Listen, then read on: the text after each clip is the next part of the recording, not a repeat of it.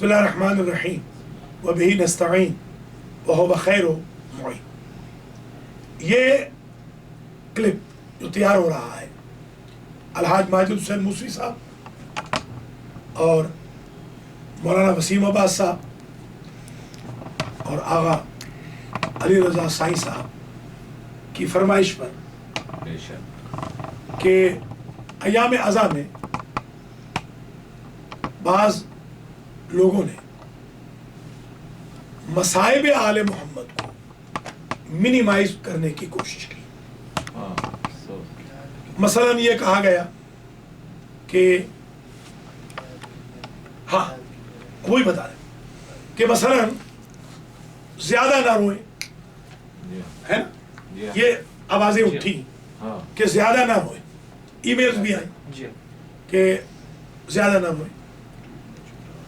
तो सवाल ये पैदा होता है कि किसी को ये हक नहीं है रोने से मना करने का। अगर ज्यादा रोना ममनू होता तो हजरत याकूब अलैहिस्सलाम या यूसुफ पे ज्यादा वो इतना रोए हैं कि उनकी आंखें पथरा गई, डैमेज हो गई, और फिर यूसुफ के कुर्ते से आंखें वापस भी मिल गई। तो हमें आप हमारे हाल पे छोड़ दें। हम अगर डैमेज होंगे अज़ादारी की वजह से, हमारे मौला इमाम हुसैन के सदके में हम रिकवर हो जाएंगे इंशाअल्लाह। नारे सलवात मुहम्मद वाले मुहम्मद। जो हमारे जवान हाल बेहाल अपना करते हैं, अज़ादारी में मातम करते हैं, रात रात जागते हैं, गिरिया उजारी होता है, बीवियां हमारी, बच्चियां बच्चे हमारे, इनको तो चाहिए था कि ये तो दिनों दिनों अस्पताल में पड़े रहते अपने इलाज मुआवजे के लिए। इनका अस्पतालों में न जाना इस बात की दलील है कि अगर यूसुफ का कुर्ता याकूब को शिफा दे सकता है तो निस्बत हुसैन अज़ादारान मज़लूम करबला को भी शिफा दे सकता है। ये मौजज़ा है करबला का और ये जारी और सारी रहेगा। ये न समझे नॉर्थ अमेरिका में चंद पिट्ठू कि चंद टकों में बिकने वाले वो गरीब ज़हरा का गम कम करा ले। ये गम दिन ब दिन बढ़ेगा इंशाअल्लाह। इसके मौजज़ात हो रहे हैं, बड़े मौजज़ात हो रहे हैं। लोगों को इमाम हुसैन की अज़ादारी के सदक़े में रोजगार मिल रहे हैं, कैंसर ठीक हो रहे हैं, ब्रेन हेमरेज ठीक हो रहे हैं, दिल के मरीज ठीक हो रहे हैं, शुगर के मरीज ठीक हो रहे हैं, सरतान जा रहा है, गूंगे ठीक हो रहे हैं, बहरे ठीक हो रहे हैं, अंधे ठीक हो रहे हैं, उनकी आंखों की बिनाइयां पलट रही हैं। लिहाजा बरकात आज़ाद से इनकार मत कीजिए। इंशाअल्लाह आज के क्लिप में मैं ये ऐलान कर रहा हूँ, आज से मैं एक किताब लिखूंगा बरकात अज़ादारी में। माशाअल्लाह। मैं लिखूंगा कि 14 सदियों में अज़ादारी हुसैन की क्या क्या बरकात है। मैंने खुद भी सैकड़ों बरकतें देखी और मेरे पेशराओं ने भी हजारों बरकतें लिखी, बल्कि लाखों बरकतें हुसैन इब्न अली के जिक्र की, अज़ादारी की मौजूद है। लिहाजा ये आप तय मत कीजिए कि कितना रोया जाए, ये हमारे ऊपर छोड़ दे और अल्लाह पे छोड़ दे। अक्सर आजकल काफ़ी इस हवाले से ना सोशल मीडिया पे भी और काफ़ी ये मुख्तलिफ किस्म की बहसें चल रही हैं।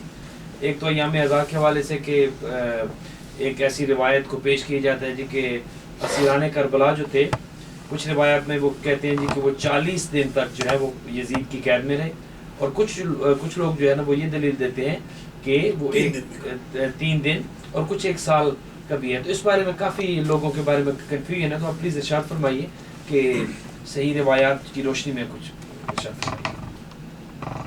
सबसे पहले तो मैं ये अर्ज़ करूँगा कि बाज़ जो तारीख़ के वाक़यात होते हैं उनमें इख्तिलाफ होना ये नेचुरल है। जी। ایک واقعہ نیو یارک میں ہوتا ہے، ہم نیو جرسی میں بیٹھے، وہ ہم تک پہنچتے پہنچتے کئی شکلیں بدل لیتا ہے۔ تو اس کا جواب یہ ہے کہ ہمارے پاس جو روایات معصومین کے ذریعے آئی ان کی وجہ سے مقتل بنا، جو روایات اسیران کربلا نے پیش کی، جو روایات ہمارے ائمہ اطہار نے اپنے بیوت شرف میں پڑھوائیں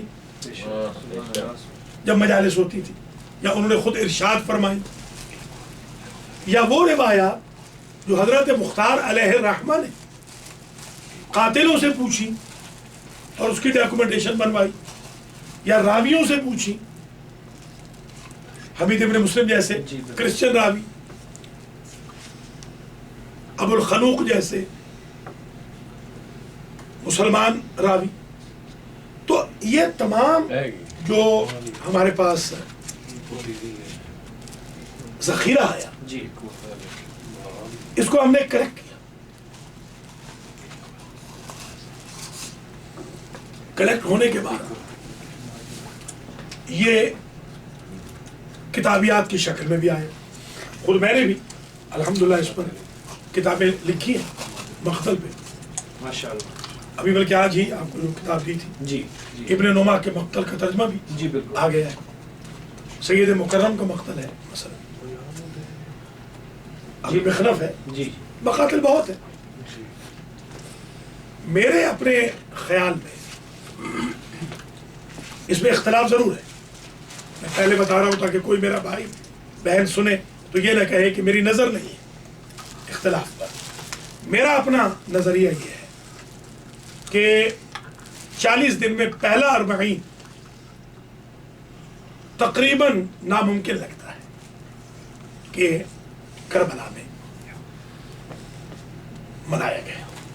اس کی چند وجوہات، ایک تو یہ ہے کہ یہ قافلہ پہلی سفر کو پہنچا ہے دیار شام، 3 سفر کو یہ پہنچا ہے دربار یزید، 4 سفر کو یہ زندان میں گیا، پہلے چھوٹے زندان میں رہے۔ اگر ان کی بات کو تسلیم کیا جائے جو آپ فرما رہے ہیں کہ 40 دن تک رہے، تو 40 دن اگر وہ رہے زندان میں، 3 سفر سے بھی 40 دن لگائے جائیں تو ربیع الاول میں پہنچنا چاہیے، 20 سفر کو کیسے پہنچنا؟ اگر وہ روایت لیں جو ہے، روایت 3 دن کی بھی ہے، منیمائز بھی کیا ہے، اگر 3 دن میں رہا ہوں مثال کے طور پر 6 کو رہا ہو گئے،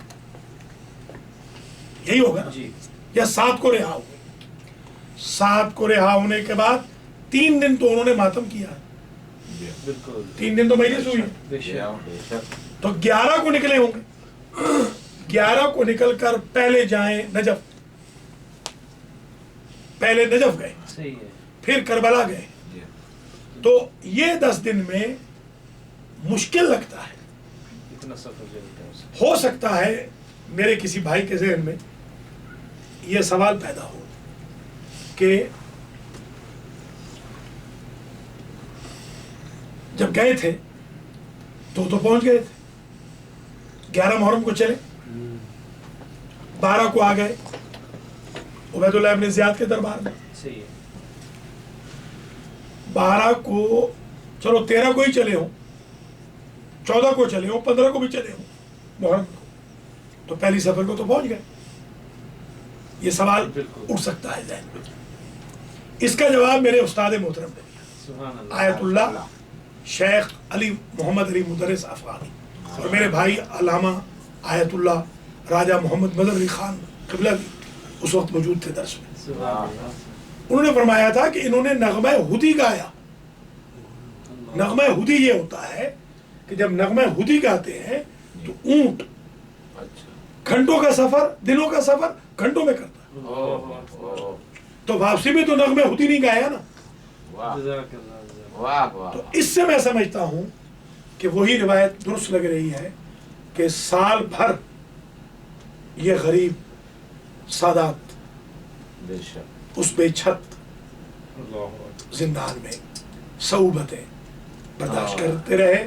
اگر 13 سفر کی روایت بی بی سکینہ کی شہادت کی ہو تو اس میں اور بھی تقویت ہو جاتی ہے کہ 13 سفر کو اگر بی بی شہید ہوئی اور یہ 14 کو بھی چلے سفر کو تو 20 کو کیسے پڑھا؟ میرے خیال میں جی یہ ختم ہو گیا. ایک اس کے بعد اگلا اب